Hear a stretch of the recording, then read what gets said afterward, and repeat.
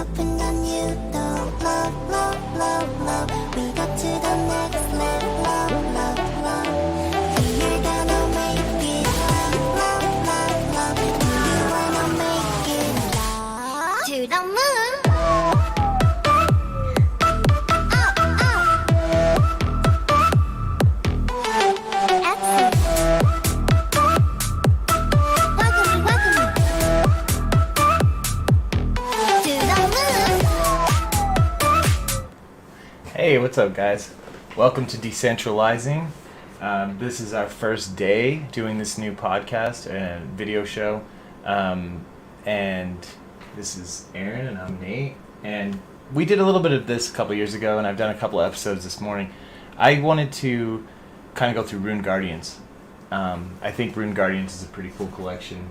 Aaron really likes it visually. I like it visually. Our son is a big advocate because they're cute, so... Yeah, they are cute.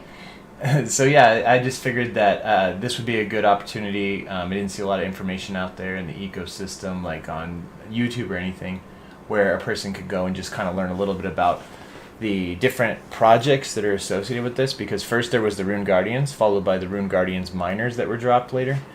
And both those collections also have runes tokens associated with them. So because of that, it's a little bit complicated to understand, as well as maybe understanding the different like tiers and the tokenomics of it. There's just kind of a lot going on there. If we look at just the original collection, you had Guardians, Sentinels, and Keepers. Now, if I recall, I was dropped a couple of these Guardians first, one or two of them. Let's take a look at my wallet and see what it was that we saw. It was... Actually, this one doesn't have the original Keepers. Those were in this wallet. Switch over here.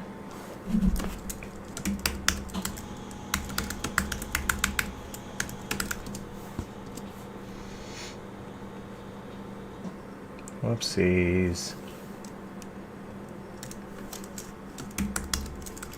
Typing too fast.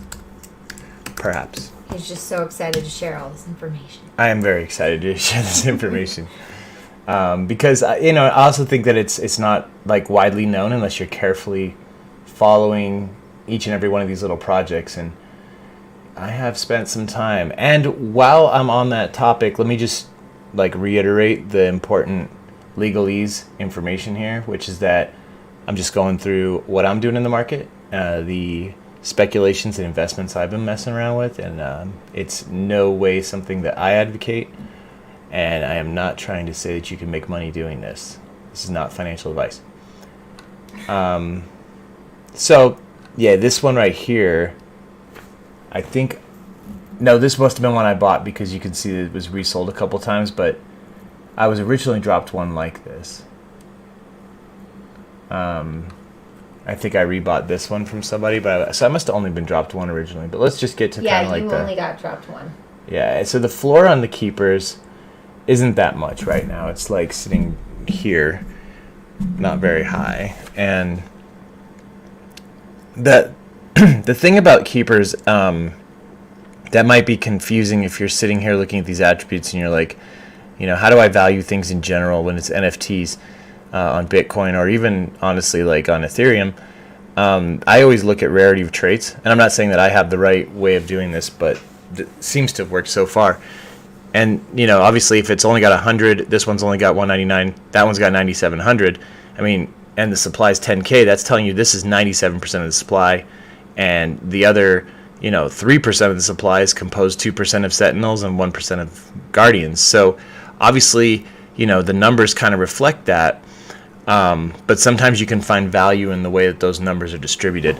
So I do have one of these Sentinels, and they're at a 0.008 floor. But if we kind of look at like the collection in general and how the prices varied over time, you can see that it's gone down a lot. And the reason it's gone down a lot is like right here is essentially when they dropped runes. Yep. And the thing with the Rune Guardians miners is they gave you a pre-allocation.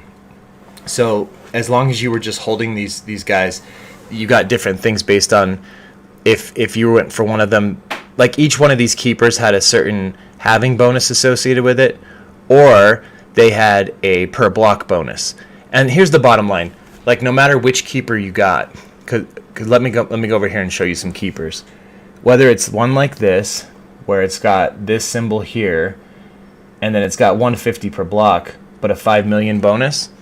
If you actually calculate that, and then compare it to something else like, well, this one happens to be identical.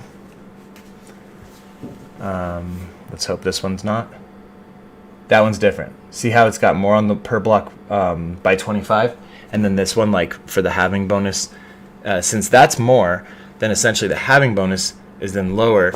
So it still adds up to the same kind. My point is that all the keepers are the same. It's an illusion.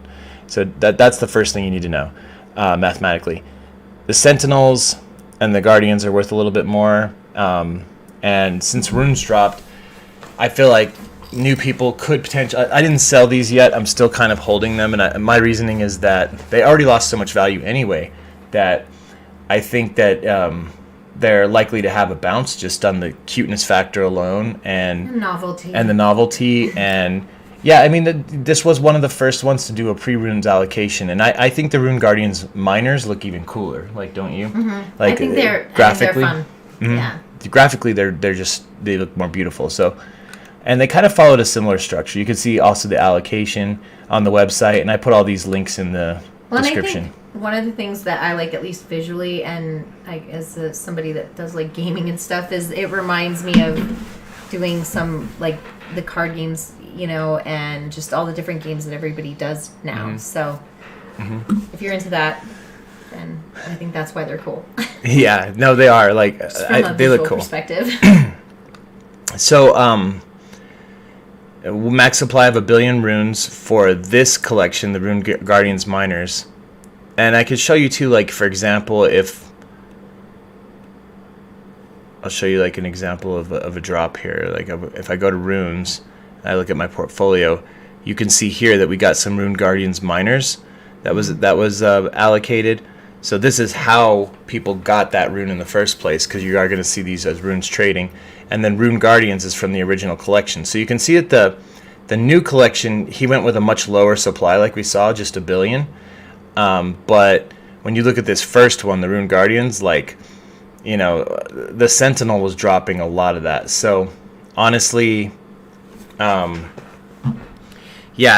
and I have some pretty good ones in the minors as well. So it's just like it's a supply difference is all I'm trying to say, really. Like, much bigger supply on the first one than the second one. So it may look like you have fewer runes if you get the Rune Guardians minors runes versus the Rune Guardians runes. But really, you know, it's all proportional, you know, if you do the math. And it looks like now he's put a lot of the stuff here, actually, I notice. Yeah, like that gives all you the attributes. points allocations. Yeah. Because the way it worked with the Rune Guardians minors when they initially dropped is I got a couple that were dropped to me for free because I already held 3 of the collection. And I'll show you the ones that I got that were dropped. Or, I mean, kind of show you the collection first and explain some of the traits and the important stuff. So a lot of these traits don't matter now in terms of points. When they were first dropped, like the alpha was this. You wanted to make sure that there was a whole talk he gave, and I put that in the description in the show notes as well. It was a Twitter space, and if you listen to this like 3-hour-long thing, you would learn some of the actual way that the runes were going to be pre-allocated. And if you had any of these specialty backgrounds, any of the ones that start with Midgard, so for example this one, they all traded at a premium just because the background alone was worth 200 runes. And so, like, if you look at the ones that I was collecting, you know, I collected, well, you guys saw earlier, I collected those ones that were the ruby ones because these ones, because they all had specialty backgrounds. One of them was dropped to me, and I grabbed a couple more like when they were on special. But okay, additionally, so you could kind of, if you don't know what all the pieces are, he finally updated it where it just says runes like that, and that's pretty much gives you a good idea what they were worth for the drops. But now that you already had the stuff dropped, the question I have in my head is like, how do you value them now? You know, and I think you still just value them like any other ordinals or NFT collection, because think of it from the perspective of a newcomer coming into the space who's looking at all these collections. They're going to see these and they're going to still say, well, you know, the ruby bodied ones are still very rare. I'll show you. How do you know, like, what's cool on Magic Eden is if you just click on, you know, the trait itself, like ruby here, it's going to take you here, and then automatically it'll show you all the ones that have that trait. Yeah. That way you know, like, where the floor is already starting. So you can see that the floor here is starting at just under a hundredth of a bit, or a hundredth of a Bitcoin. Sorry, so around $600. But at one point, you know, they were worth a little bit more than that. In fact, this one was the floor one for a few days, if I remember. But somebody's trying to sell this one for lower, just to make sure that they can, I guess, get the sale in. Which brings a good point I always like to make about NFTs and ordinals is, like, we don't get into these if we have a short time horizon. Like, if you want to get liquidity soon, if you want to... Also, there's, like, tax liabilities if it's short term that are different from long term holding. So always consider that when you're thinking about when you're going to, you know, sell. Yeah. And also, I mean, it's just like, you're not going to see, I don't know, in my opinion, this is such a new ecosystem. It makes sense to give it time to kind of see what's going to do. Well, yeah, it's kind of hard to know, like, what's going to happen in the next couple of months because it's all so new. Like, it's a good idea to just kind of, I think, wait. Yeah. So, okay, if I go here and I say body, you can see that of the 10,000 supply, like, if you have any of these ones, these body colors, they're all relatively common. So they really aren't going to, you know, affect the price that much probably. But as we go down, these are the ones that get rarer and rarer. And you can see the ruby ones, there's only 80 of them. Yeah. So that's one of the reasons why I kept that. And the sentinels in this collection, so the analog to the sentinels in the first one are the rubies and the black bodies.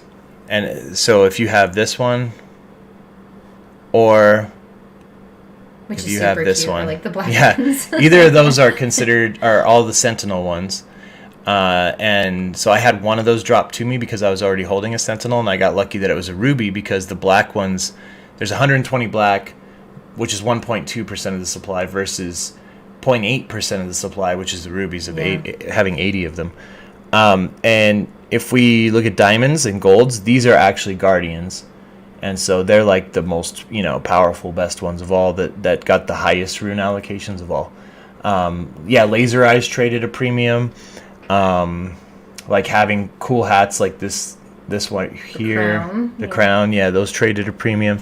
And you can kind of go through this too to get a sense of that. So the diamonds and the golds, the diamonds are rare. That's 0.4%. This is 0.6% of the entire collection.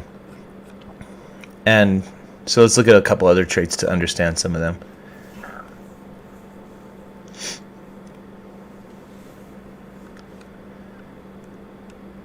And again, this generation thing with all the rune symbols, it's kind of the same in the original collection.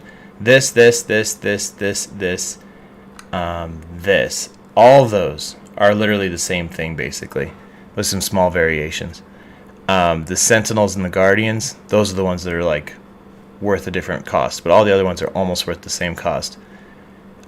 And yeah, I don't really have much more to say about this collection off the top of my head, I don't think. Other than, you know, just kind of sharing the resources. If you guys have any comments or you want to share any tips, you know, please put some comments in the video here and share any insights that you have, and I'd be happy to respond and learn more as we go. And share your guardians too with us, because like I said, I like them because they're cute. yeah, They're my favorite just because they're cute. Yeah, I mean that's one reason I like keeping them. You know, I know, just because they're cute. If nothing and else, it's also like so. It's an OG thing. Well, it will be. I mean, I think almost all this stuff will be in the first year. I think so too. At some point. I mean, some of it will obviously go to zero for sure. Like, but that's okay if you spread out the allocation and you keep it, you know, minimal. Then on the risk end, then it's not so bad if you lose it. But that's why you don't play with this stuff if you can't afford to lose it at all. Like, just go with something more stable. That's not financial advice. Yeah, exactly. Not financial advice, just the way that we think about it and the way that we act. All right, well, thanks for watching. Have a good night.